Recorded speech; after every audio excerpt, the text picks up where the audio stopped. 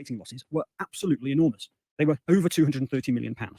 Now, we were not aware that they would make as much as £142 million of profit in the last season. The number that was in the general, in the sort of public domain, when people did the maths and added up who they sold, was nearer 100 million. And there was an assumption that Mason Mount, because he was announced on Manchester United's website on the 1st of July, had been put into this current season.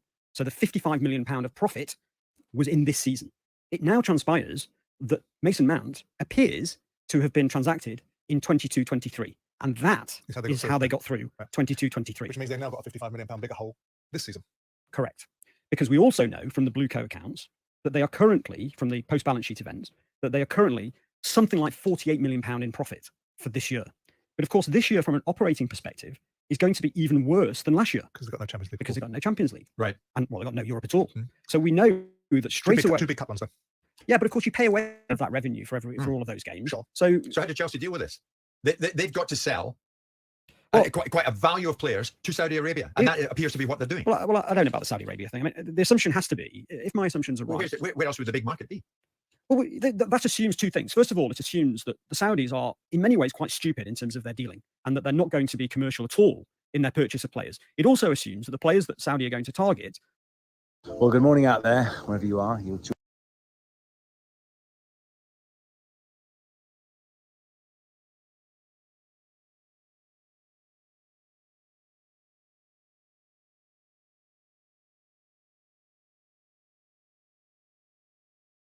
Frankly, I don't think are going to go, because it will make no difference at all to Chelsea's FFP and PSR position if they sell players like Kepa and Lukaku, because they don't make any profit on those players, even if, which we expect, their book values have been written down substantially since purchase. So really, they have to find buyers for Chalobah for 20 million quid, for Brozier for 40 million quid, for Gallagher for 50 million quid. It's those sorts of deals that need to be done. And by the way, they all need to be done before 30th of June.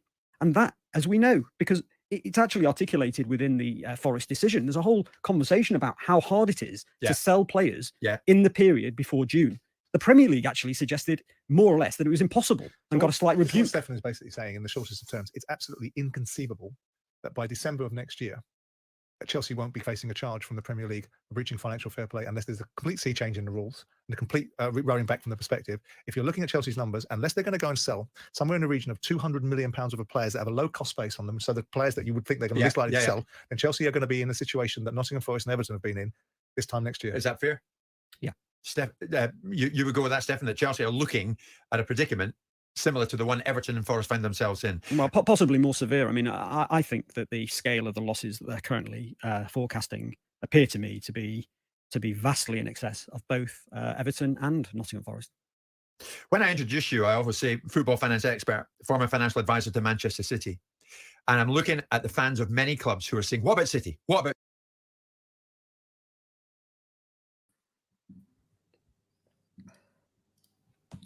So have it right, up the Chelsea, up the Minerals FC, big up to every single one of you live and locked in. Hope everyone's doing well, winning in life, all that jazz. First and foremost, guys, I want you all to smash to pieces that like button. If you haven't smashed that like button, smash it right now. Let's get those likes right up there.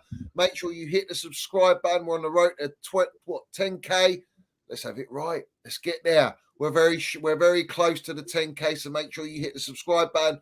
We've got the notification bell, ding dong, let's have it right, all that jazz. So make sure you do hit that button so you know when we go live. And we know, I've heard from a lot of the Minerals FC Ultras that they're not getting notifications. You're just going to have to keep checking on YouTube to see when there's a stream upcoming. That's the only way I can say, even though the notifications ain't working for a lot of you. And we've got the Minerals FC Ultras membership pinned at the top of the live chat and down below in the description. And we got Eunice's Talk Minerals. Yeah, let's have it right. His channel, which is down below in the title of the stream, Booty Owners Clown Lake Out. Big up to Eunice. Respect to you for coming on. Hope you're doing well, my geezer. A lot to go through. A nice little introduction that we're gonna land the minerals on. But how are we doing first and foremost, my geezer? Yeah, all good, mate. Thanks for having me on again. And shout out to you and Lee earlier on as well. That was a top stream, by the way. Yeah, caught a bit of that. Yeah, shout out to Lee. And And yeah, hope he's well too. I mean, yeah, that clip was someone. I was laughing backstage on that. Yeah, it's Simon Jordan on speed. He was, wasn't he? Yeah. I can't imagine him on speed, I'll be honest. But yeah, it's a good way to start off, isn't it? Because I'll be honest, it's clear. I think a lot of people in this chat will agree, unlike I think other places, will know that most people within the fan base are laughing this whole thing off. And I'd say most people in the online fan base, I want to stress online because I think it's the loud minority. But the online fans, a lot of them are dismissing it. It's fear-mongering. It's just scaremongering. We'll wait and see. It is. I think it's a reality check. I mean, it's something that we've known about. But what I've mentioned, and like I said to you, Eunice, is this is the third time now that this fella has come on TalkSport with Simon Jordan and White and spoken about FFP and the potential breaches or points deductions. Yeah. It's the third time now, and it seems to be getting heavier and heavier, and the amount seems to go higher and higher, because the last time they were on, and I remember it clearly, it was 100 million deficit. Yeah. Now that's gone up. Well, yeah, because the numbers have come out, haven't they? Chelsea's 22-23 numbers came out. And we saw what the profits and losses were and all of that. And Chelsea got over the line for 22-23 for the reasons explained in that video. Now we know. But the one thing as to why he's getting dismissed a lot by the fan base is just because he was ex-Man City financial advisor, I think he was. So he was working at Man City before. Yeah. Prior to the time when all these allegations of 115 charges are related to.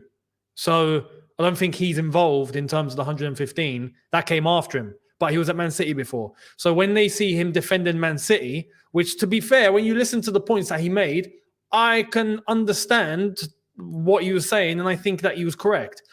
When he talks about Chelsea, everyone's getting offended. It's apples and pears. People got to remember, and in the chat, make sure that you listen in on this. Chelsea's FFP, potential FFP problems, right, are different to the 115 charges. It's apples and pears. Those are allegations, like allegations based on dodgy contracts, sham contracts, sponsorships, under the table, all that sort of madness. And with us, it's just profit and loss. It's just you profit and sustainability. That's it. It's two different things. That's going to take ages. And we know that. I think is it next September that we get to see Man City basically go on, let's say, trial for this? Like, it will be looked at and it will be put through, whoever's got to make the decision. But with us, it's exactly what Everton have gone through and what Nottingham Forest have gone through. Yeah. Now, hopefully for us, fingers crossed, I want to say fingers crossed, if we are to get a points deduction, it's a slap on the wrist. Nottingham Forest end up with 4, right? Hopefully we get that sort of thing if we are to be punished, because that's not too much. We can live with it. We'll take a slap on the wrist and keep it moving. But to dismiss his claim and what he's saying in his analysis as just, it's just fear-mongering because that's not what we want to hear. Nah, that's not how it works. I think there's a lot of truth to what you're saying. Yeah. So. And you can tell, like White brought up, they're going to sell a load of players to Saudi, but he's saying, well, are Saudi stupid enough to pay ridiculous amounts? For example, the cement-booted fraud. Are they going to pay over 30 million knowing that he's not worth that, knowing that he doesn't really want to go Saudi? And a lot of these players don't want to go Saudi. You've seen a lot of players go Saudi and want to leave straight away. So I don't think it's as easy as that. I also think the fact that it's the June deadline, you got the Euros and players like Conor Gallagher, Trev Chalobah, they're the ones that are going to give you the most value. Broha, I don't know how much value he's going to give you, but obviously they're going to sell him. They're going to sell Hall, Maatsen. So that's all your Cobham players. It's criminal to sell Gallagher in this moment in time, the way the squad is. And it doesn't stop there, Eunice. For me, they have to raise more money still. That's still not enough. Yeah. And this is the thing. I want to make that point as well. When you go back and watch that clip, I don't have anything against what I forgot what his name was, but the ex-Man City guy that was Orson, I think that's it the is. one. Orson. Jim White though was the one trying to put fuel on the fire. That was obvious, you know. So Chelsea have to sell everyone to Saudi. Like, no, come on, don't be stupid. That's not how it's going to work, and we all know that. I don't believe anyone's going to Saudi. It's clear, you know. Firstly, which young player is going to accept to go to Saudi in the first place? As Borson did say, that's correct. No one. And are Saudi in a position where they're just going to keep throwing money out of the window? They've already gone through what they've gone through, and they're already now apparently starting to think a little bit more sustainably. When I put it like that. So I don't think it's going to happen. But the point that you made is on the money in terms of the money that needs to be generated isn't even the problem. I believe that throughout the summer coming up, I think we can make 130, 150, but we can, right? You take the whole transfer window, we can do that, no problem. But people forgetting, can we get this business done all before June 30th? No. Not for players that are actually the higher value, like Connor. No, like a Conor Gallagher, for example. Is Gallagher going to realistically leave Chelsea before June 30th? I don't think so. No. And not just because it's a little bit of a complicated one with his contract, but there's people that are looking at this like it's Football Manager. I'll press a button and he's sold. Done. Money's in the bank. Beautiful. That's not how it's going to work. It's not even in our control. It's the other clubs. All the other clubs are looking at us knowing the situation we're in, and they know about the June 30th deadline. That's basically the world's worst kept secret now. And on top of that, if we are to extend the deadline, because I think we will be able to extend the deadline into July, but that's basically sending a message to the entire world of football that you're in a tough situation financially, which you don't want to do. No one wants to do that. There are clubs that would rather take the punishment than take the extension into July, just because predicament and reputation. So are we going to be able to get all that done before June 30th? Nah. Clubs are going to be like, listen, you got to sell before June 30th, no problem. For example, I'm not saying this is going to happen, but for example, Tottenham could easily go, listen, we'll pay 30 million for Gallagher, take it or leave it. And also, you've got to remember, Eunice, and everyone needs to understand, Connor's not desperate to leave either. No, he's not. This is what I'm saying. For him, it's a bit more complicated. But you get the predicament that clubs can put us in. Yeah. Because they know of our situation. Yeah, the clubs will go, well, we're going to wait till after. And then it's going to be a fire sale at Chelsea. That's the way they're going to look at it, isn't they? Yep. You know, let's have it right. I also think it's almost like a self-sabotage move by these clowns, knowing that they will get points deduction, knowing that what they spend, they've got a low budget set anyway to buy all these young kids. You heard about this Brazilian at 30 million. They're looking at another 15-year-old, another 18-year-old from Lille, low wage structure. So in terms of long term, they're all covered for that, and they feel like they're actually strengthening the squad in their deluded AI minds. But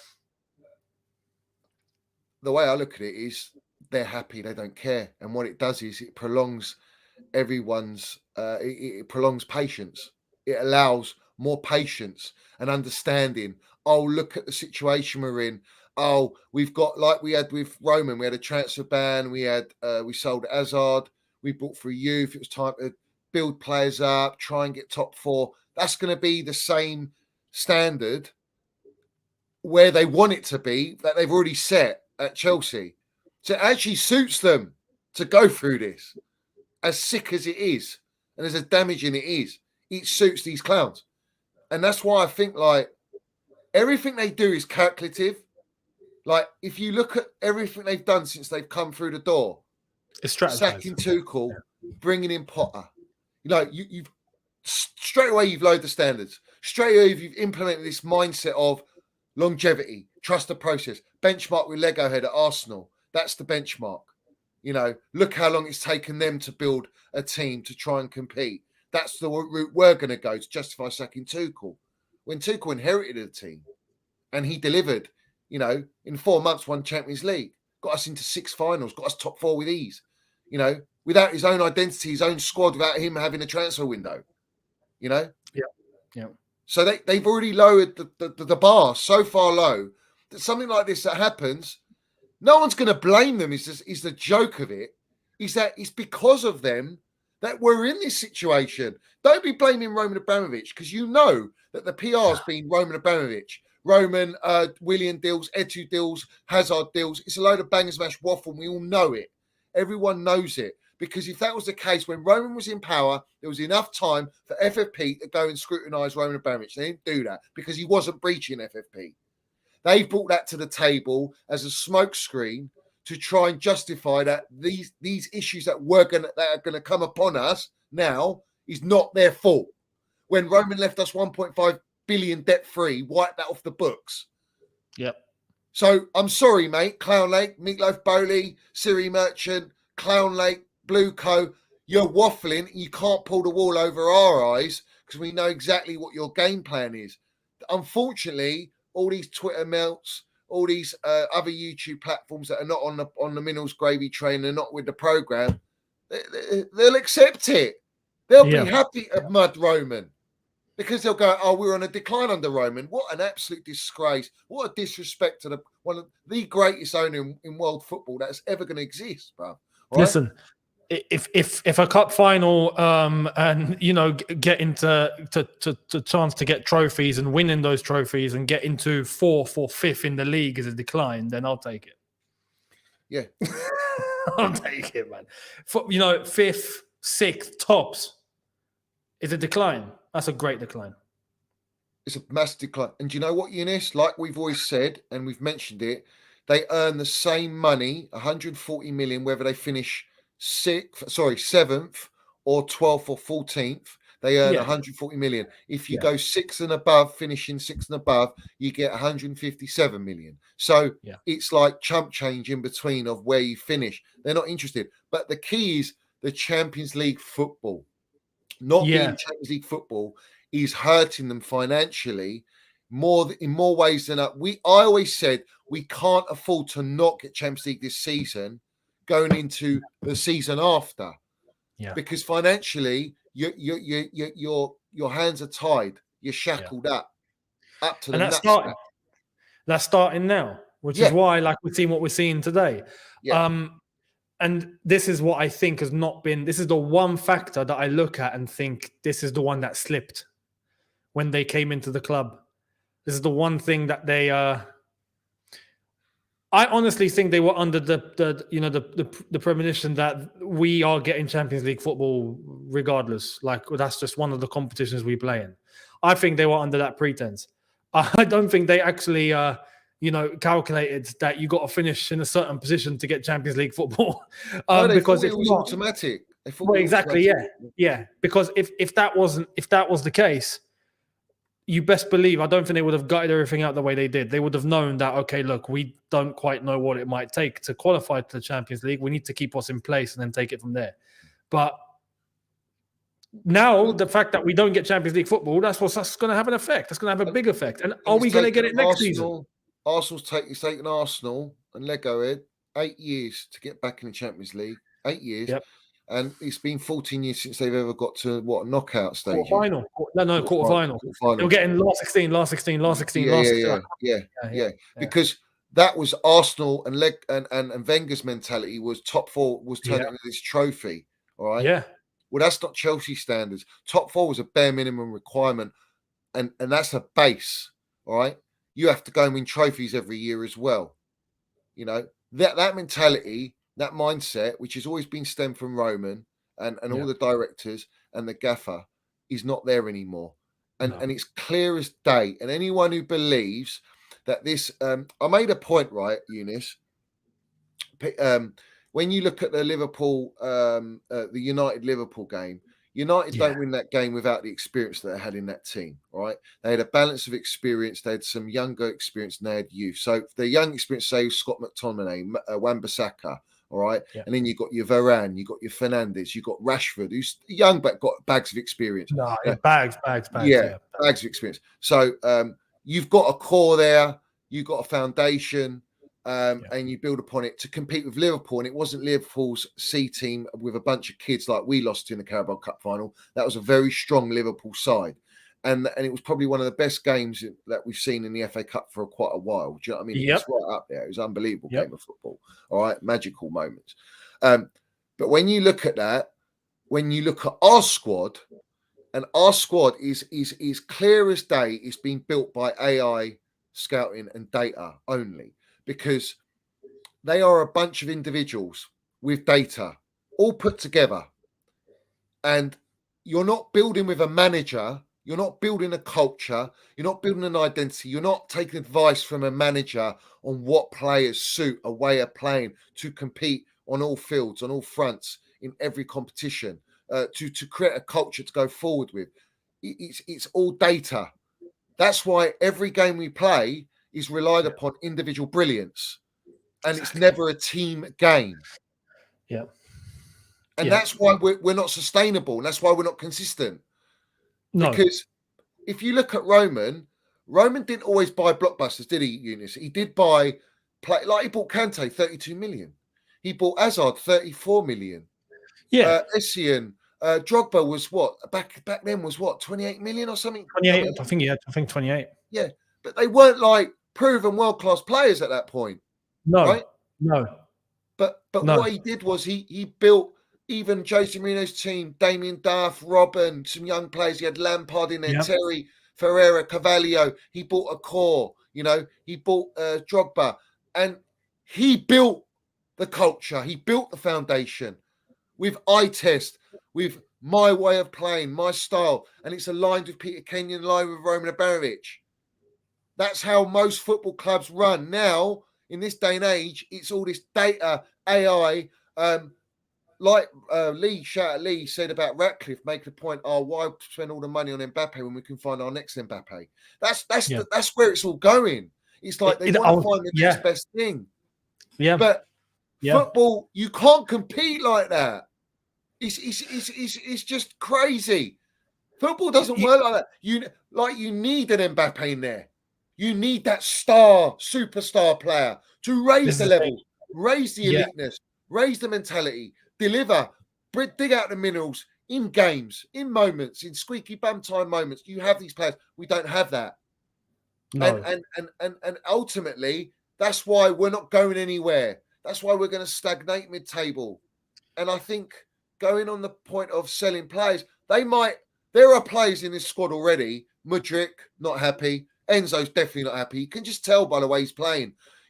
You look at certain players, Sterling, not happy, uncomfortable. All the leadership and pressure put on him when he's not even that player. He's never been a leader. He's not, you know what I'm saying? So you're expecting things from him that he's not, which tells you the ignorance and lack of knowledge and understanding of players that we do have in our squad, and just throwing all this burden on certain players to take off the blame of players that they stand or that they're overhyping for the sake of it. And it doesn't work like that.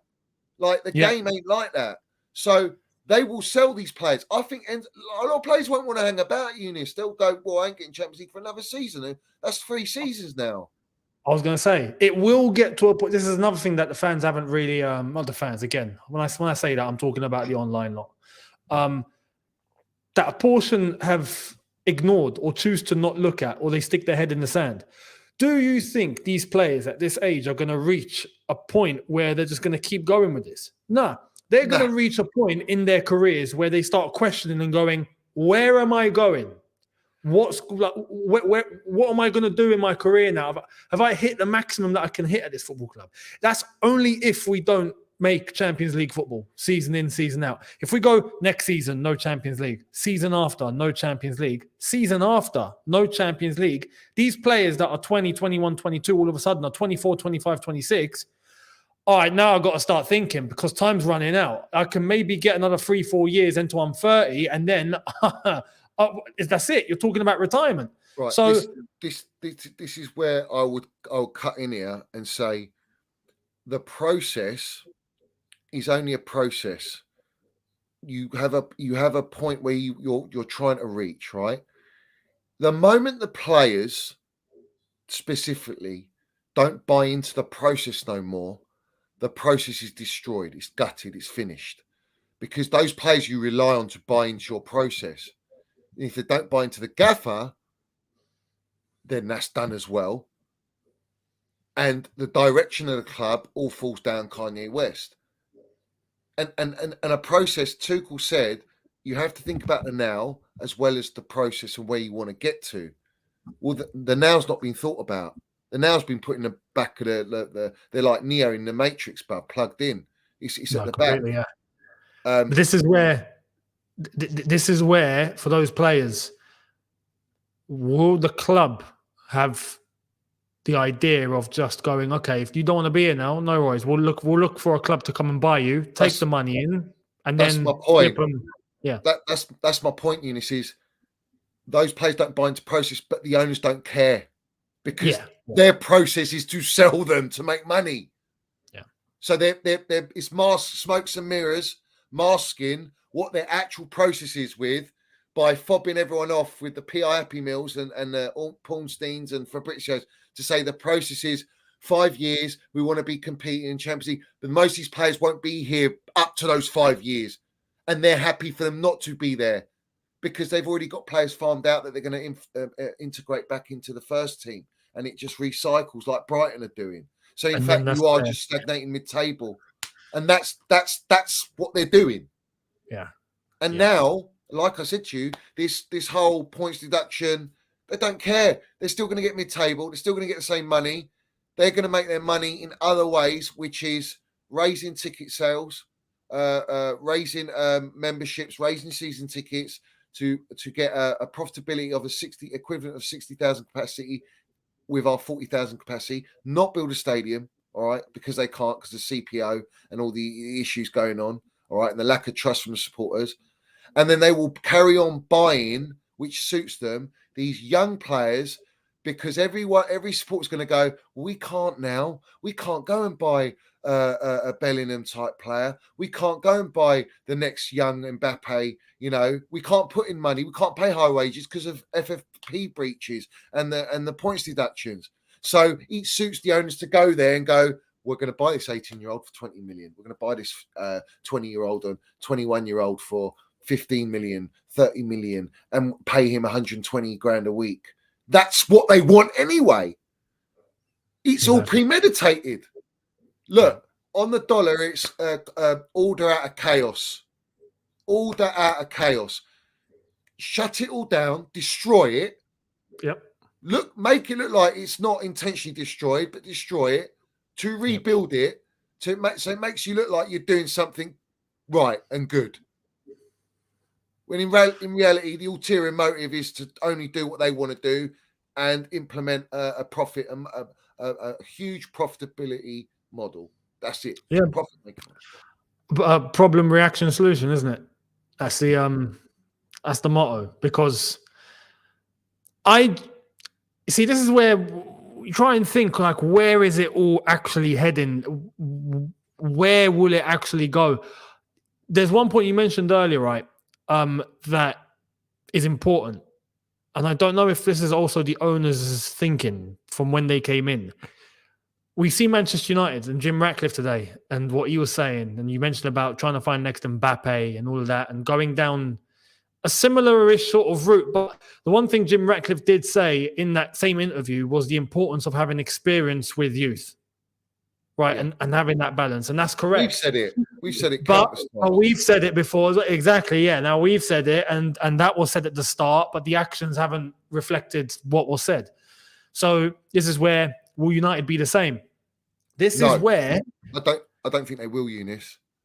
Well, go on. This is the thing. When you talk about, and I agree, everything is now shifting towards data. And, looking into those sort of metrics and, machines and robots to do the thinking and not you. It's all, tech is basically doing all the hard work. And I think that's reminiscent across tons of industries across the world at the moment. And football has started to drift into it.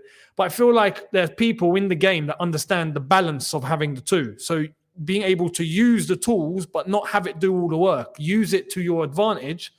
But you still need to be the one in control and pulling the strings, not the machinery, not the robots, not the computers. Whereas we've just gone all in on data, right? And I don't know and if they think youth. other clubs are going to do the same thing. Yeah, No. exactly. I don't know if they think that this is where football's heading. Let's start now, because then we're going to be ahead of the curve in like 10 years' time. And that's just, I reckon, I just think that's not going to happen. You know, I think clubs will use it, but they're not going to let it take over. We just let it take over. No, because there's a balance. Big up Stuart, as he says, United have bought many superstars. It doesn't always work, but it doesn't mean you have to have a team of superstars. Yeah. It means you need one or two, right? One or two that tick every box that can be ticked in world football. All right, that have won trophies, that have worn Quality, a t-shirt, leadership, quality. They fit into any system. You know what I'm saying? And you build with those around those players.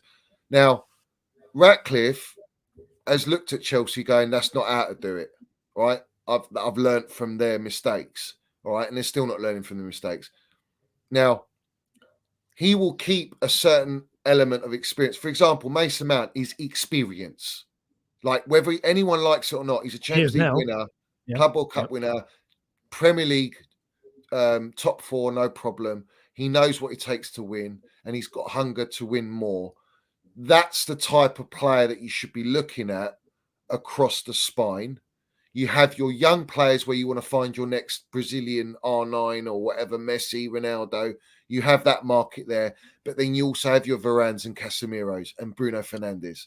You know what I'm saying? So you've got a blend. That's the proven blueprint in football, because the way Chelsea have done it is you've only bought an average age of 20 to 25, or younger, actually, 18 to 20, 25. They're now going younger to between 18 to 22 is what they said. And they want two in every position. Yep. So Joe Cole and the Minerals, we've been saying it for countless times today. Finally, yeah. Finally, surely you need to understand that you need 4 or 5 top quality with the experience to go in, to lead, to create levels and a hierarchy in the dressing room, in training, to raise the level, to allow the manager to have experience to fall back on in game as well. It's very important. This is underrated. And we had that experience with young players as well, Eunice. We had that with young players. Of course we did. And they still sold those players. Because why? And it all falls down to Clown Lake, Bowley and Siri Merchant, Iqbali playing sporting director, spending erratically without a structure in place. 635 million they spent. Right? Yep. Then they spent more with Win Stanley and Stuart Little in place and Christopher Vell. And 235 million of that 1 billion has gone to Seagull Merchants Brighton. You are basically copying Brighton's model, so you are going to get Brighton's results and Brighton's end product. Yep. Because you're not integrating any experience with it. You're not integrating. You're not keeping Chelsea's DNA. You're basically you stripped it. You stripped the club. Not completely. Yeah, it's not the same club anymore. It's and not. this is where I look at the reaction now, especially after what Poch has been saying lately, which has been half right and half like, what are you talking about?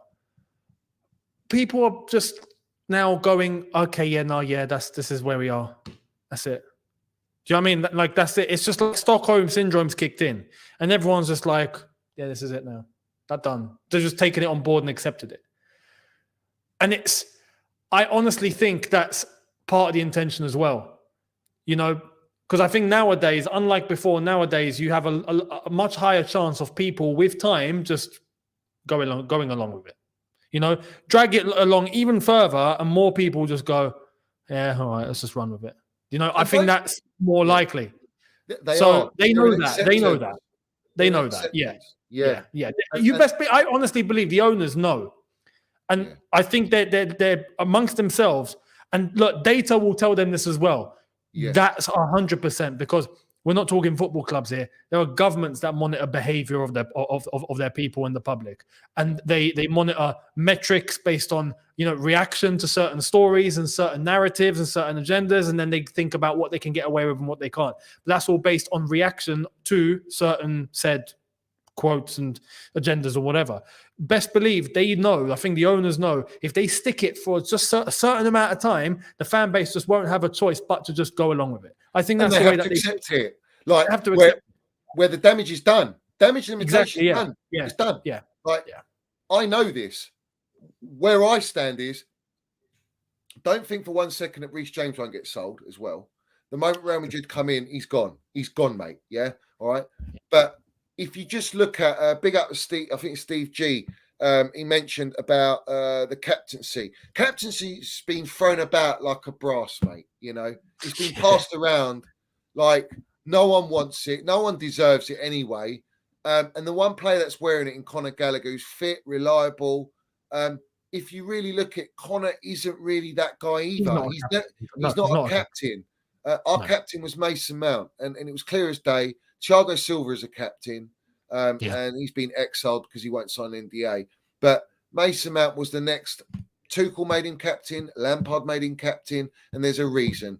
Even the so-called New Zealand mental skills coach who's disappeared off the face of the earth. Don't worry, we got another one. Yeah, we've got another one about to teach history and culture and all this jazz. What's his name? Clint Eastwood, stroke hybrid of Quentin Tarantino. We haven't heard of him since. But yeah, you know, he said that he was a leader of the pack. You know what I'm saying? And he understood what it meant to play for Chelsea, and they were part of the Roman DNA. You know, they've grown up through the academy. Connor is the last piece of that. When Reece is fit, he is part of that. But even Reece isn't an actual captain.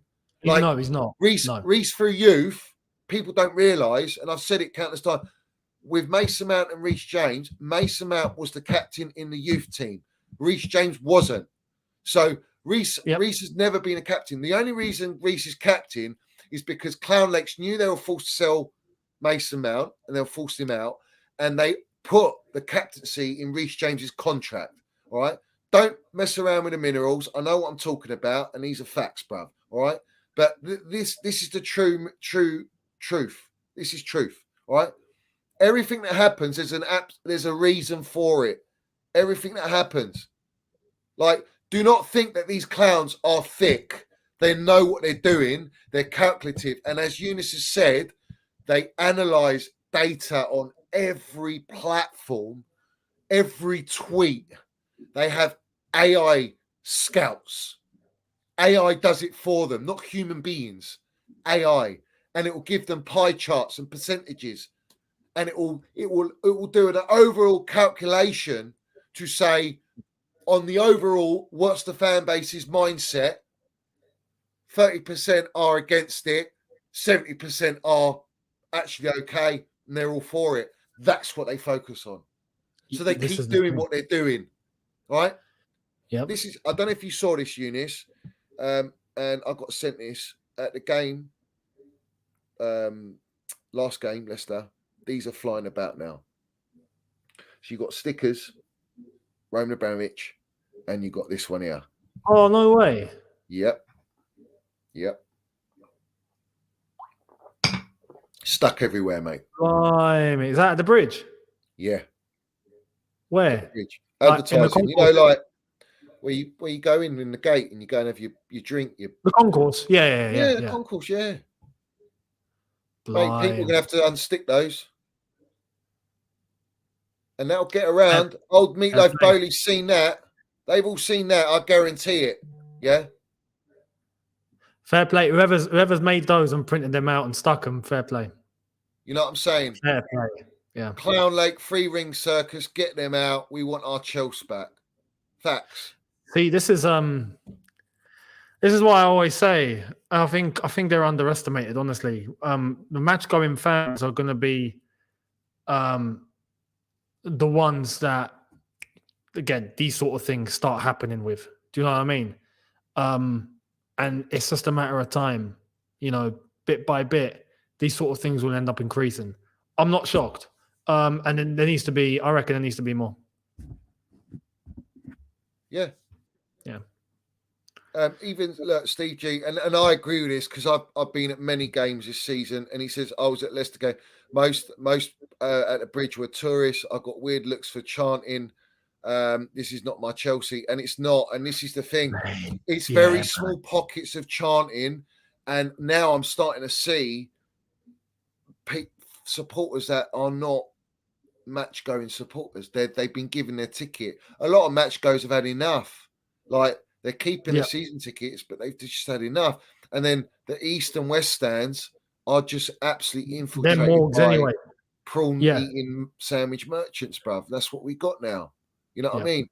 So it's like they know what they're doing. It's just up to us that remains the old school to fight and do what Strasbourg Ultras are doing on the 31st of March is fight for their club and force these cans out. Because the one thing they cannot control is the PR and the public message that comes from protests of that level magnitude to them. And that's broadcasted worldwide. Yeah. They can't change that. They No. can't stop reporters reporting on that, no matter who's in their pocket. That's clickbait material for all the journalists. They'll be onto that. And that's something where we fight back and we say to them, sort it out or get out. The reality is you can't sort it out, so you have to get out and sell out. And they can sell the club. Don't hear that they can't sell the club. They can sell it, bruv. They can they just cancel everything, take what they put in and walk away, bruv, and save all the embarrassment. Basically. You know, go make your money in baseball, Moneyball, NBA, whatever you want to call it, yeah? You don't need to do it and ruin our football club because you've destroyed our football club. And that's the reality. This is where I honestly believe I'm at a point where I think the only way is going to be the old school lot. That's it. It's the old school lot that have to bring the old school vibe to do and say what's necessary, because I don't think the new gen are going to do it. And I say this as someone that's seen a little bit of, I've seen half and half. I'm part of that age where I've lived on this side and I've lived on this side. So I'm able to differentiate. I honestly think it's the old school are the ones that are going to have what it takes within to be able to say what's needed. It's crazy that we're at a point, and I hear this from other fans too. To be honest, look, I felt it when, I've not been to a game in a little while, but even before, even during Roman and all of that, even then you see someone that wants to start a chant or, get loud and people are looking at him more, like, what's he doing? Like, this isn't a flipping presentation. This is a football match. You're at a stadium. Do you know what I mean? Like, that should be normal. But people for chanting and getting up and, trying to bring some atmosphere, I looked at like they're crazy. It's bonkers. I can't even imagine what it's like now, especially with this whole pretense and sort of the sort of atmosphere that these owners have now brought into this club and whatnot. I'm not surprised if it's just died even further. The West Stand and the East Stand were already quiet because you had a lot of like families, OAPs, up in those stands. And then that got ruined with, like you said, more sponsorships and prawn sandwich people and all this just in those two stands. And you only had the Shed and the Matthew Arden. And as loud as they are, I think with time, even that will begin to just decrease when people have enough and they just don't go to games anymore. Facts. So it's bonkers. This is why I say it has to come from the old school, because I don't think the new school, if they are even a school, know what's even needed or what they got to do. I don't think they have a clue. They're just going to go along with whatever's in front of them, as far as I'm concerned. It will be. Listen, I stand by this. Stanford Chidge has made T-shirts for Chelsea Fancast. Shout out to him, proper Chelsea. Of if they sell Connor, we riot. Yeah. The Clear Lake out ones are going to come very shortly. It's building. Like, this is what I'm saying. We got stickers at the bridge now. Stickers at the bridge. These are, if things weren't serious and supporters that are match going are showing that they're accepting it, they wouldn't be doing this. This wouldn't be in the process. Do you know what I'm saying? Yeah. In English football, it's different to like French, Germany, Italian ultras. It's a different mindset. It's a different culture. I feel like our in the UK, it's very like restricted. Like they put a tight net on everything in that sense. They don't allow it. They do. The old bill, everyone they just try and Since stop hooliganism and all that. It's just they caught control of that. Yeah, right. Yeah. Whereas in Italy and they don't get involved. They just let them get on with it. Do you know what I mean? Yep. They haven't got the manpower to deal with it. And even here, they don't have the manpower. Really. No. It's just that our club itself, Chelsea, has never really had to go for anything like this. We've not had to be like United with the Glazers. We've not been in this situation.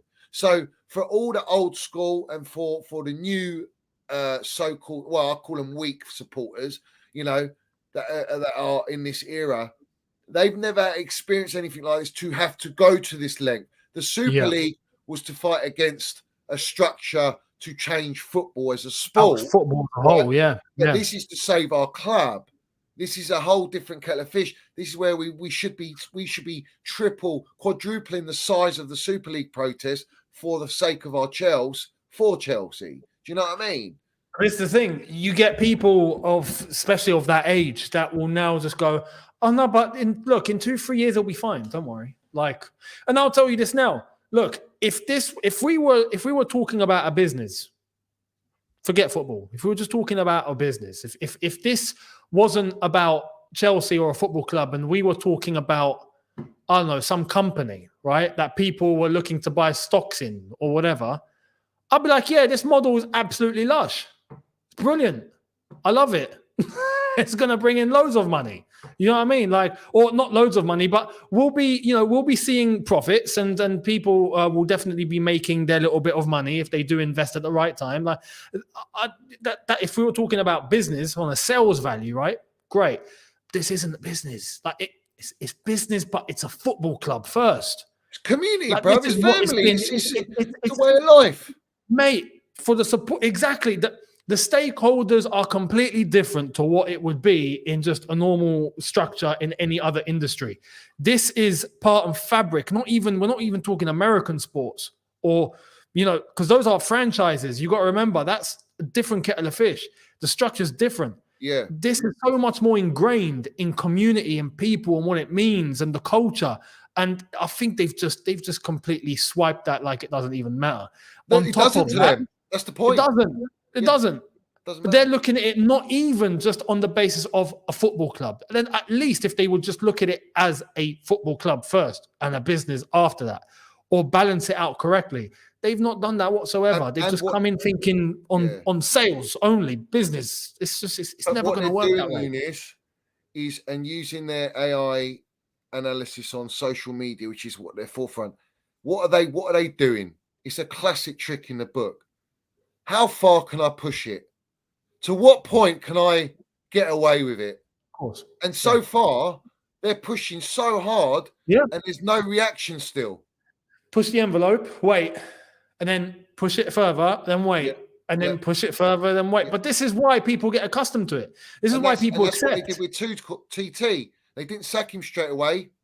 They should have, right? If they were serious about competing. But who did they bring in? Jellyfish Potter from Brighton. Are you winding me up? 5-year contract. Who's won nothing in his entire career. From a mid-table club. From a gaffer that we all love.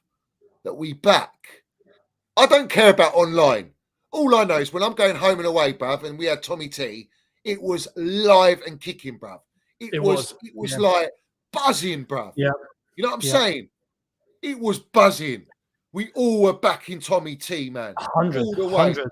Right? And there was trust. That's the most important thing. Yeah. He delivered. He earned his stripes to be our gaffer at Chelsea. And he got Chelsea. He understood Chelsea. He represented Chelsea. He was an ambassador for our club. Represented it, bruv. He was our gaffer. He speak for us. He fight for us. That's what we are at Chelsea. We have to fight. We want gaffers that fight for us. We want players that fight for us, that do whatever it takes. You might not be the most technically gifted player, all right? Not everyone's going to be an Eden Hazard or a Gianfranco Zola, bruv, all right? Of course. Not everyone's going to be of that ilk, bruv. Or not everyone's going to be a Super Frankie Lampard. Not everyone's going to be a Mason Mount, bruv. Do you know what I mean? Because we've got downgrades in our squad right now. The point I'm making is you've got other players that are less skillful, less technical, but they die for the badge, bruv, and they play, and we play as a unit, as a team to win at all costs. That's what we are at Chelsea. There's none of that here. It's all, let's get together. You know, you got Chukwuemeka and what's his name, Mudueke in a fucking a G-Wagon, pumping their tunes with some bird in the back, whoever it is, relatives or whatever in the back, all happy go, oh, look, we scored a winner. Are you joking me right now? We're a mid-table team, all right, struggling, like, whatever, bottled the Carabao Cup final, and it's all this happy go vibes FC. It's a joke. That tells you the state of the club and the mentality. When you lose a game, you should be in training. No, we've got Jellyfish Potter and Pochettino going, oh no, there's definitely training next day. And then the training's cancelled for 2-3 days because the owner said so. You know, that point you just made about Madueke, Chukwuemeka, this is what happens when, I mean, because look, to be honest, those two players, right? Those two players, do I blame them for, you know, that? No. But there isn't anyone in that dressing room or any leaders in that squad week in, week out on the pitch at training, regardless, wherever, to keep them grounded and keep them, you know, on tune and keep them focused.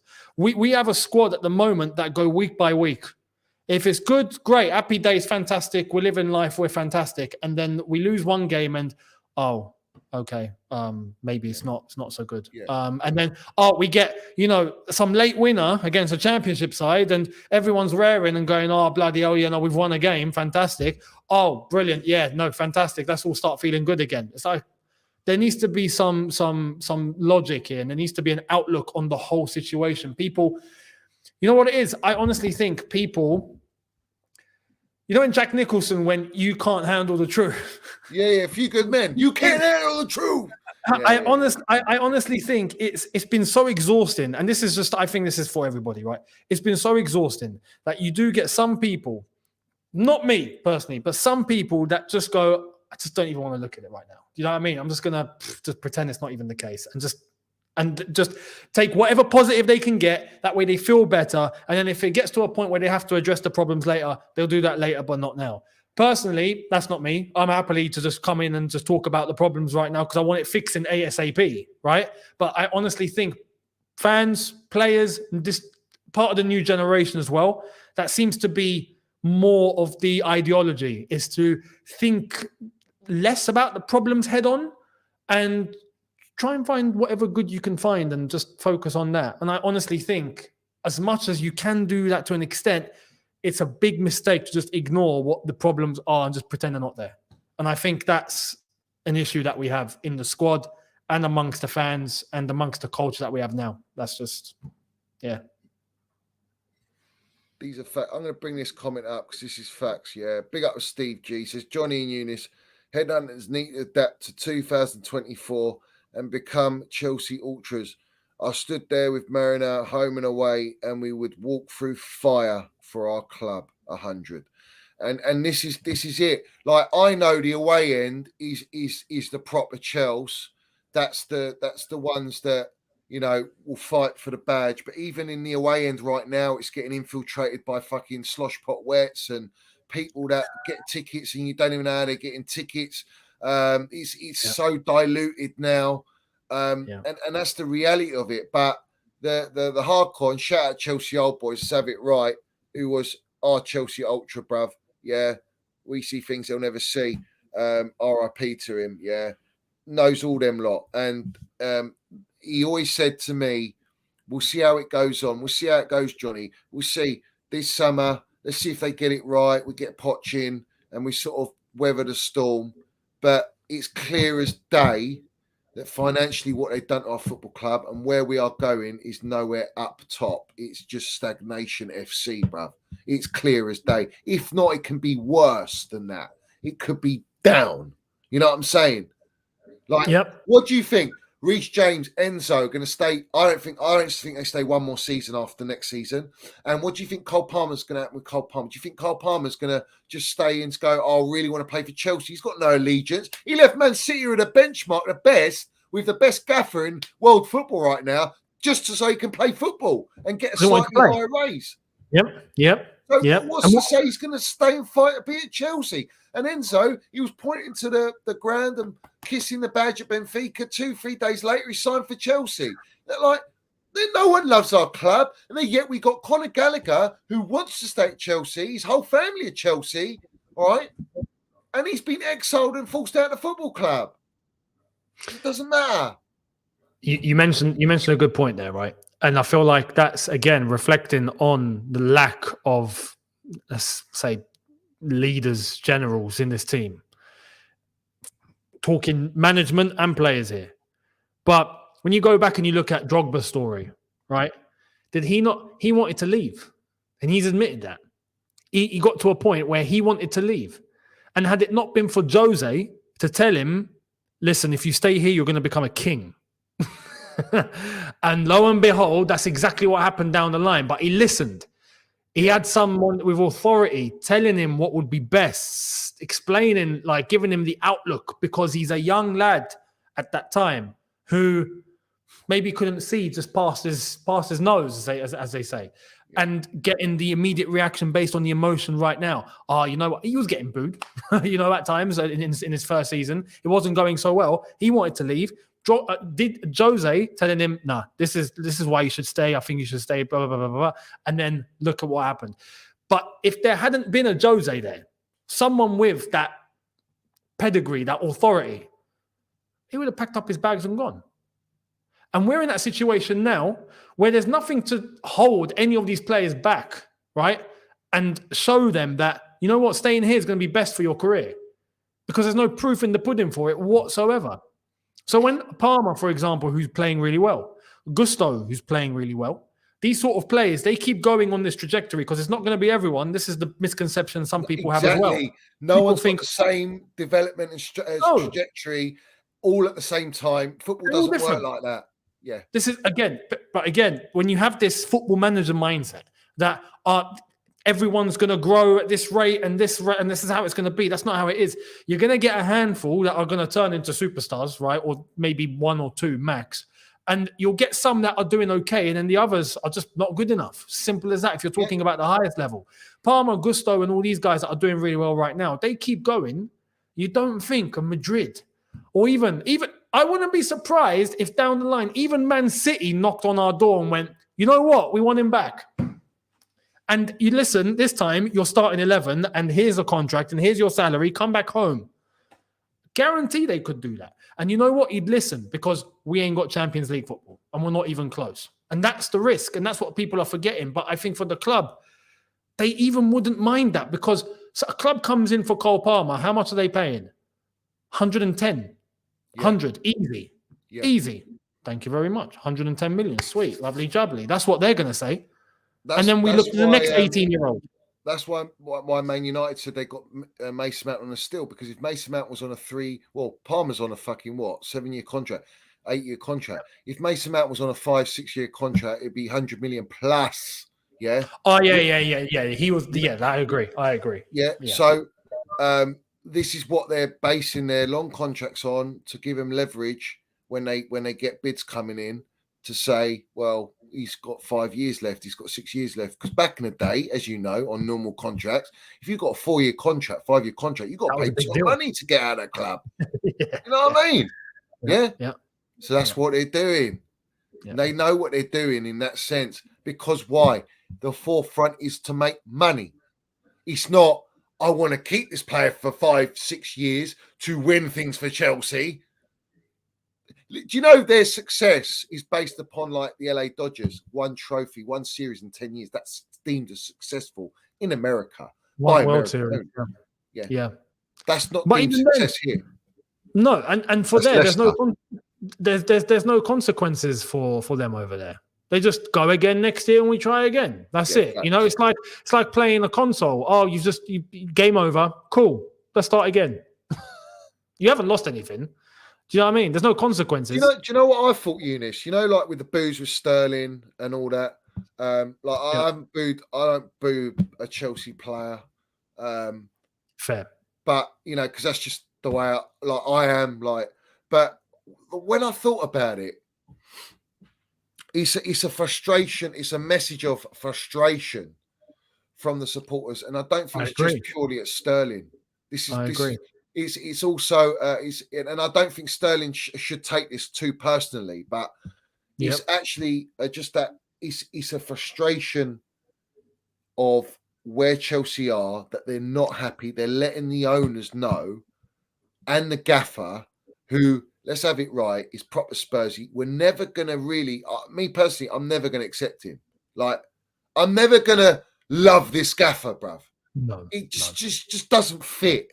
It's not right. You can tell he's not a Chelsea manager. You know what I'm saying? Yeah.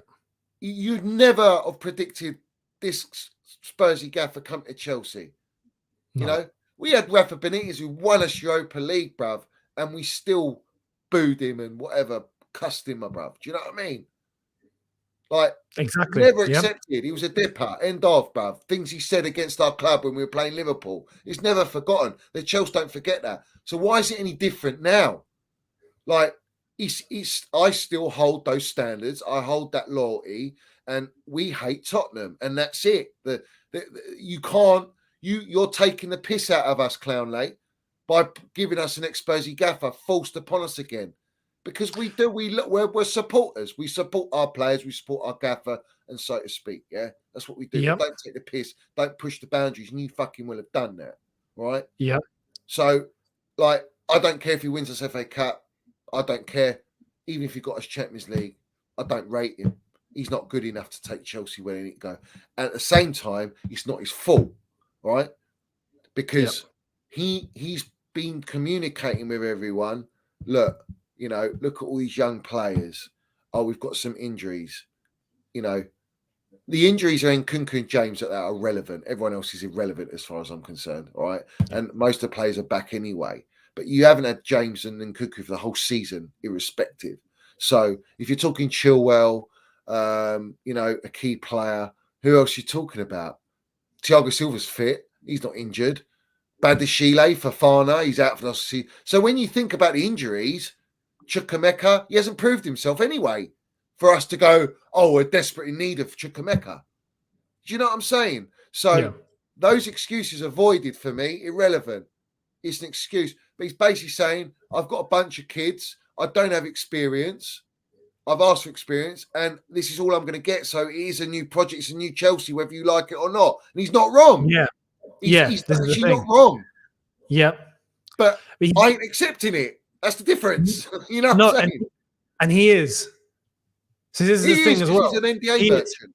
This is the thing. He is. So this is where I want to differentiate, and I agree. I think he's right in terms of mentioning what the situation is. That doesn't make it okay. Right. Because he's saying this is the situation. This is what Chelsea are now. Okay. What are we going to do about it? Oh, but this is the project. Give it time. It'll come around. Like, no, that's not how it's going to work. Do you know what I mean? He's come down that road of acceptance as well. He's just going along and going, this is the project. We need to. He was talking about trust the club.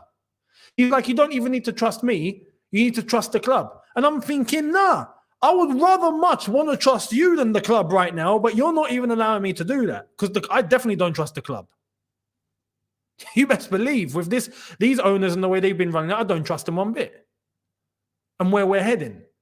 But he's coming out with this lingo and talking about, no, okay, you don't even have to trust me. Trust the club. This is all of us as one. We are going down this process. No. This is not how it's going. No, this is not how it's going to be. It's as simple as that. This is not how it's going to be because there isn't anything that the fans can look at to trust. Unless for the ones that just want to suck it up and deal with it and just accept it because they feel like they just ain't got any other choice. This is where we are. This is what we got to do. Let's just run with it. But I think there are things that can be done. And you're right. The identity with Pochettino is just, we see with Rafa, it was somewhat different. Interim. That's why. This is it. Exactly. Yeah. He was brought in. Roman brought him in as an interim. And even as an interim, I would like to say at the end, there wasn't like a like for him, but at least there was a bit of respect. He won the Europa League. Fair enough. All right. Cheers. See you later. Now, please exit the door and goodbye. But thanks. Do you know what I mean? Yeah. And it was already done with Jose in that February, whilst Rafa was interim. So Roman knew, right? Needed someone to just get into the end of the season and then everything's sorted. Don't worry, we've got Jose in anyway. But this isn't the case. We've got Poch on a 2-year +1 deal, and we're reviewing him at the end of the season. And I don't know, will he survive? Will he not? I'd still like to think maybe he won't. But the problem isn't even that. The problem is, who do you get in next? We reckon we should get. The club are going to go and do something stupid. That's just the reality of it. Because why, Eunice? We're a shop window now. We're a farming development club. That's what we are. Yeah. Like, for example, Gusto, he's on 35 grand a week. Can you believe it? Lee brought it up today. Something ridiculous. Who? Gusto. He's on tuppence a week, bro. Oh yeah, he's on peanuts. Yeah, he's on peanuts. Yeah. Yeah. Connor's on like 40 or 45 or something like that. 50 or something. Yeah. And then you got Fafana, who's injured, completely injured, 200 grand. Cucurella, 170 or 80 grand. Zayda, 170 grand or something stupid. You know. I said we're 150. All right, 150. He hit the cap. Yeah. Enzo, 200. I'm sure he's 200. Enzo. Yeah. So the players that came in when Enzo was not Enzo, flipping now. When Todd was sporting director, right? Those are the ones that got in on high wages. So Sterling, Fofana, Cucurella, Enzo, like those guys all came in 200 plus, right? Or close to that. And then once we brought in this wage cap, the unofficial wage cap, after the Brighton lot walked in, was when everything changed. So now we've got this 150 cap that we're not going to go over. You need to have a balance, bruv. You need to have some players that are on high. You know what I'm saying? It's wrong, bruv. I'm going to quickly run through these, Eunice. Big up to Mr. Joshy. He says, good evening, Johnny and Eunice. Man United fan here. I really like how both of you call out the BS at your football club. I've been sub to Eunice for 10 years now. Wow. Yes, I remember. Yeah, Josh, hope you're good, mate. Hope you're good. I remember, Respect Josh. to you, geezer. Yeah, man. CFC Marky Boy says, worried about all the Gusto PR. Rate him, but it makes me wonder if they will sell Reece for FFP issue. I'll lose my head if he goes because of their mess. And it's inevitable. That Reece is pure profit. Yeah. 100% pure profit. 100%. And if he comes back from injury and he stays fit and he looks good, there will be a bid coming his way for Reece. And I think it will be Real Madrid who are in the lookout for a right back, as is Man City. So it's up to him where he wants to go. Maybe I was saying to Lee brought up maybe Man City go for Gusto as well. Do you know what I mean? Or Reece James. You know what I'm saying? So that's there. Big up Adam Rated R. He says, we almost screw ourselves against Leicester, and it's not the first time it's happened before. Newcastle too. It's becoming a pattern of being lazy, losing focus. That's the experience difference. Game management, experience, having a core, leadership, the gaffer also not having the options off the bench to help us see out games as well. People don't want to talk about that. They talk about what great squad we got, but have we really got a great squad? I mean, he's reluctant to make subs all the time. And if you look at our starting lineup, Eunice, it's the same every week because that's it. Like, that's all you got. Yeah. Do you know what I mean? Your bench has got Cassaday and Gilchrist. And I mean, Gilchrist, all these players wouldn't even get a sniff. In fact, none of these players get in the Champions League team that we had, Eunice. I don't care what anyone tells me, bruv. None of them, bruv. Our midfield, let's go for our midfield. Cover. That's not even a debate. You know what I'm saying? Kante, Kovacic, and Jorginho. Yeah. What are we doing here, bruv? Even our front line. But look, this is just to show. Even back then, we were criticizing the issues in that midfield. You remember, like, it's not quite as strong as it needs to be. We need a DM, or Kante should move as far forward as he is, or Jorginho loses the ball too often, or he's caught out defensively. Like, there was always a flaw, but it wasn't like this, man. Like, but it was like, get us better. Get us the slightly younger and better. Go and get us Exactly. Frankie de Jong. Go and get us a Declan Rice, and let's No. mix it up. No, we'll get the whole lot. We'll get it all down. You know, melts. Big up Bartek Minerals says we are stronger together. Love, respect. Up the Chelsea, up the Minerals FC. Facts. In numbers, we're stronger. Big up Chris Waldy says, why don't the Shed bring out the Roman banner? Right. So Are they allowed? well, this is the thing. The Shed, Matthew Harding, the ones that organise it, have got good relations with the club. Yeah. I think if they put it out, then Go I would, you know what I'm saying? I'd go, let's go. Let's land it. Let's have it right. I love it. We play it every stream. Yeah. Every stream we play this because this is how much we love our goat, bruv. You know what I'm saying? We love our Don. Let's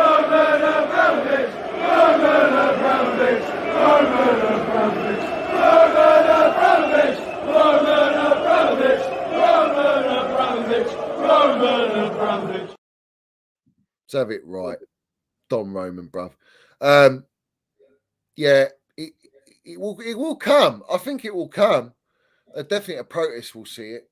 But yeah, something maybe I'll message. Big up with Don Roman. He says, my son will buy the club. Come on. Come on, Don Roman, bro. Mate, imagine. Yeah, imagine that. It won't happen because especially now. I mean, you saw the government announcement of the new regulator that's coming into football. So you know how like there's Ofcom and like Ofgem and all these independent so-called independent regulators. Football's now getting one, so I don't know what they're going to call that. Off foot. So I don't know, but that's definitely look. Roman, his son, no one's got a chance of coming back into the club. I think no one. They won't let it. Well, Eunice, apparently Pies and Mash has put a tweet out and they're trying to mud Roman. Let's check it out. Here it is. Chelsea face having to reveal details of the allegedly questionable financial deals that marred the club in the Roman Abramovich era. The Crown Prosecution Service have confirmed to the Mail Sport that a Section 8 application under the Criminal Procedure and Investigations Act, which relates to the disclosure of relevant information linked to a defendant's case, has been made by agent Saif Ruby in his ongoing legal case with former Chelsea director Marina Granovskaya. Who in the blue hell is this geezer? Sammy Mockbell, yeah, this fraud, bruv. All right, he's a little mouthpiece for Clown Lake. Yeah, let's have it right. He's a little mouthpiece, this guy. And Pies and Mash is a copy and paste merchant. Pushes out the narrative. All full of shit. Hang on.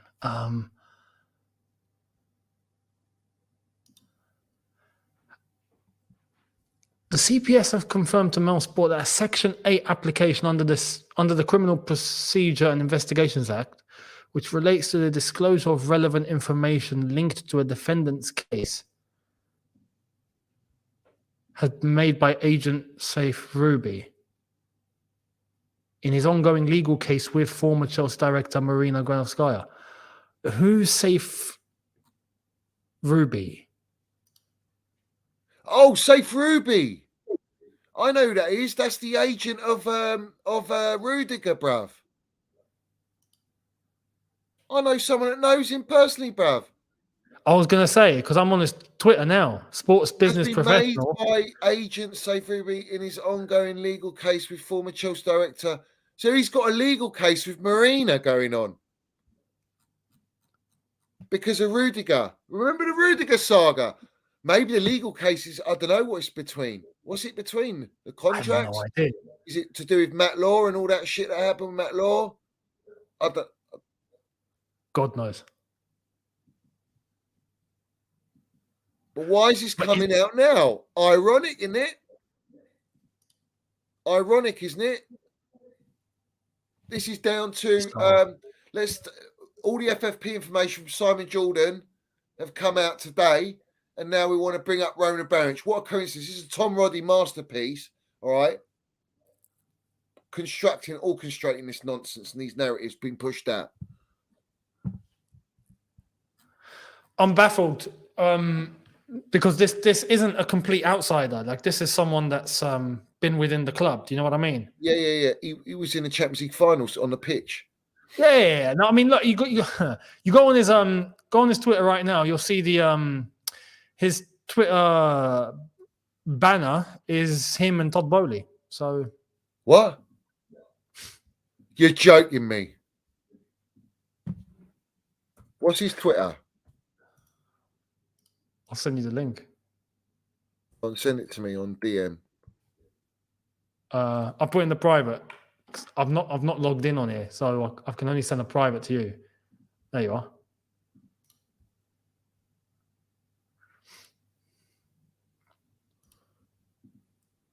Oh, mate, you're white. You're having me on. You're having me on. You can show everyone if you want. Yeah, I'm going to. There you go. You bullshit, bruv. You these are orchestrated little brand like minions, bruv. And he works with Saudi, mate. He works with Saudi. Let's have it right. Yeah? No surprise whatsoever. I don't know what to Everyone's say. in it for a pound note. Everyone's in it for a pound note. Yeah? So let's have it right. Don't believe what you read. Do not believe what you read. Yeah? This guy's got him. Meatloaf Bowley's got him. That's how it works. That's the game. Hang on. I've just found an article from 22. Have a look. Check this. Is it in the private? Yeah. Football agent Saif Ruby charged over allegedly threatening an email. Ruby charged with malicious communications over correspondence to Marina Granovskaya. Lovely jubbly. Let's A British Iraqi football agent has been charged over an allegedly threatening email to a former Chelsea FC director.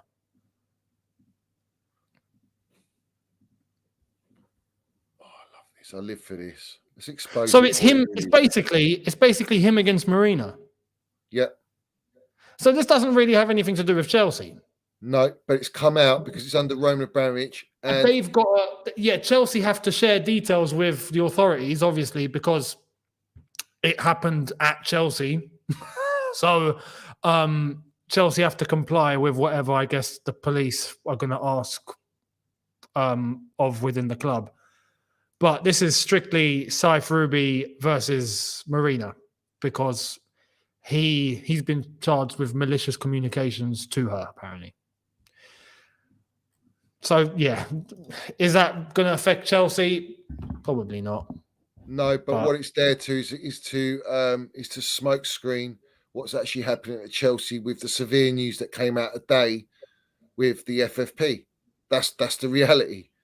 Like, everything's there to deter your psyche away from what's really happening at Chelsea. So they brought up this under the carpet. But the fact that he's got Todd Bowley, the meatloaf himself, in his banner as a picture, he's just very stupid of him. You know what it is? I mean, that's him, isn't it? But yeah, that's him. Yeah. The way that the Daily Mail have portrayed it, like if you look at this isn't got anything to do with the club or even the Ruby fella is Saudi linked. He's linked to Saudi, bruv. He's linked to a lot of people. Yeah, I know. He's got I think even the Emirates, he's got something to do with the Gulf, basically. So when people say that Meatloaf Bowley's taken a step back, right? He doesn't take a step back. I know he's sitting with suits and boots, mate. Yeah? Saudi, suits and boots. This guy's just cemented that for me. All right? So respect. Thank you very much for delivering the goods for me. All right? But this guy's not sitting back. He's with Siri Merchant Barley. He's with Feliciano, Clearlake, Blueco, all together, working together. I want to make it very clear. All this PR of passing the buck over and the blame to one another within the consortium is a carbon tactic. It's a great tactic so that people just lose track of sight and they feel pity for Bowley now. Oh, poor little Bowley. No, he chose to play sporting director, go out for meals with Perez and all this, and play the big daddy bollocks. All right. Yep. He chose that. He wanted that celebrity status. Now it's all gone tits up. He doesn't want to be in the limelight no more because it damages the Golden Globes, the LA Dodgers, the Moneyball, the NBA, Lakers. Doesn't give him a good look. So let's pass it on Iqbal, who's the silent Birkin bag merchant in the background, who's actually pulling strings because they've got a higher stake in the club. Say it for what it is, Eunice, bro. I mean, No, this the way that it's been portrayed, right, by the Daily Mail. You go back and look at what they've actually written here. Like we've just explained what this is all going to be related to, but the way that they framed it, Chelsea face having to reveal details of the allegedly questionable financial deals that mired the club in the Roman Abramovich era. Well, no, according to what he was charged for was malicious communications to Marina. Right. So listen to how they've misled the communication and the actual deliverance of the story. It's just to mud. It's just to add mud onto Roman's Chelsea as a whole. Yeah, and Chelsea, yeah. It's bringing stuff out from under the carpet that it's got no relation to anything at all. Yeah. And it's all for a bit of limelight and press. It's disgusting, bruv. And the geezer's a nice geezer, bruv. The guy's a decent fella. Do you know what I mean? Cy Ruby. Yeah. Yeah. Like, you know what I'm saying? But when it comes to my club and shit being thrown at my club, I don't give a fuck who you are. Yeah? Yep. Big up the Chelsea Empire. Big up Johnny. Love your content. Keep this shit up. Start your own Chelsea Boy Ultras. I'm in. You got my support. Respect to you, fella. Come on. Grateful's dinner. He says 3 out of our 9 board members are PR specialists. Yeah. They're all PR specialists. That's what they base the whole club, that everything they do. Every successful business or any business that wants to be successful, the most money that's spent is on PR, marketing, branding, communication. In today's age, it's the most important thing. That is the most important thing. That's why marketing companies charge an arm and a leg for any campaign, for the smallest campaign. Because it's exactly that. Because nowadays, attention is the most valuable currency. Whether you get it positively or negatively, sometimes whichever way it comes is going to benefit any business. What did Fabrizio come out with today? Oh, Conor Gallagher is under what's he say? Underrated. He's one of the best. Oh yeah, something like that. So he's PRing for these clowns to get more his value up. They're using the Kingpin brown envelope himself to do that. Yeah. You know what I'm saying? You could see he was on with Expressions earlier on, and you could see Fabrizio never says one wrong thing about Chelsea and the way that Chelsea are doing their business.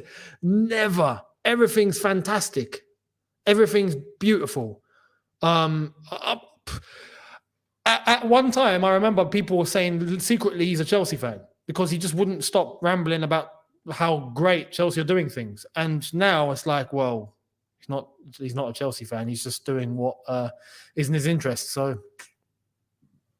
all facts, Eunice, I'm sure, bruv, but you sound like R2D2 just then, and you've frozen for me. I don't know if you've frozen for everyone the chat. No, chat look well, unless I don't know. Chat look like they're all right, but all right, shall I go in and out? Let me go in and out. This is mad. Yeah, see, Curse said I didn't freeze. You good? Yep. Happy days. I see they're not coming for me today, they're coming for him.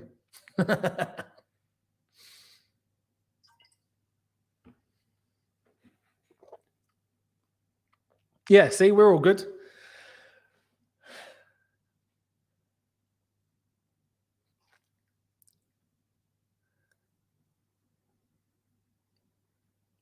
Nah, not working for Johnny. Matrix is on him, isn't it? Yeah. Oh, that's it. I've taken over, haven't I? All right. We're going to land minerals now, aren't we? It's my channel now. It's like, what's that film? I am the captain now. Oh, listen to him. He's running the channel. He's running the Minerals FC. Oh, no, he's gone. Now he's gone. Oh, shout out to Chelsea ladies and Emma Hayes, Minerals General, landing it today. Respect to the women's team. Come on. Where's he gone, bruv? He's gone. I come back and he's been taken out. Brandon Ropes have got him, bruv. Oh, dear. Oh, here he is. Here he is. What's going on, Eunice? It happened again. I don't know. It happened again. Literally, I tapped my desk and all of a sudden I've left. I don't know why. Unbelievable. Unbelievable. Was there proper Minerals landing when I was gone then? So I'll Yeah, a the little chat bit. then, man. And then they got to me. So yeah, it's all good. It's all good. Mate, well, what a madness on the stream today. What a madness. Crazy. Like, this is what happens when we land the minerals. Minerals come to us as well. Do you know what I mean? Gets delivered, hand delivered. 100%. Wow. This is serious stuff, Eunice, bruv. What's coming out, mate? This is serious stuff. I mean, we'll see how this one plays out. But yeah, I'm just seeing more now reading, and it's kind of the same sort of info. There you are. I mean, he said it himself. Sammy Mockbell's put it himself. In 2022, the Metropolitan Police launched an investigation into the correspondence in which Granovskaya was said to have received demands for payment from Ruby for a transfer involving Chelsea. Ruby denies the charge.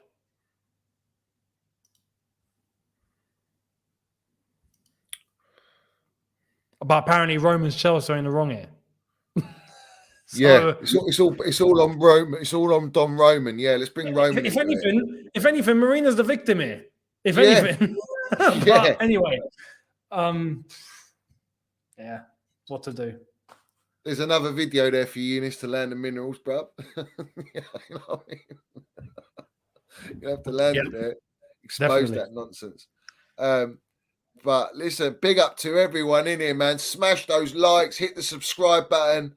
Go and follow Eunice on his channel as well. Check out his latest videos and show your support. Hopefully, we'll be doing a stream. We'll see on Friday, innit, Eunice? We'll see if we get one going on with Gunny as well.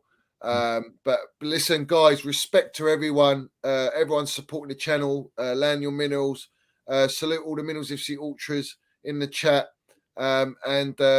Please put your comments down below. It's very important. Make sure you go and see the show with Lee Gunner and me earlier on, the stream before this, and go and show your support there. But as always, guys, we know what we want, and the outcome is always going to be the same, especially for me and for Eunice and for everyone on the Minerals FC, is Clown Lake out, literally. Get them out. More and more stickers.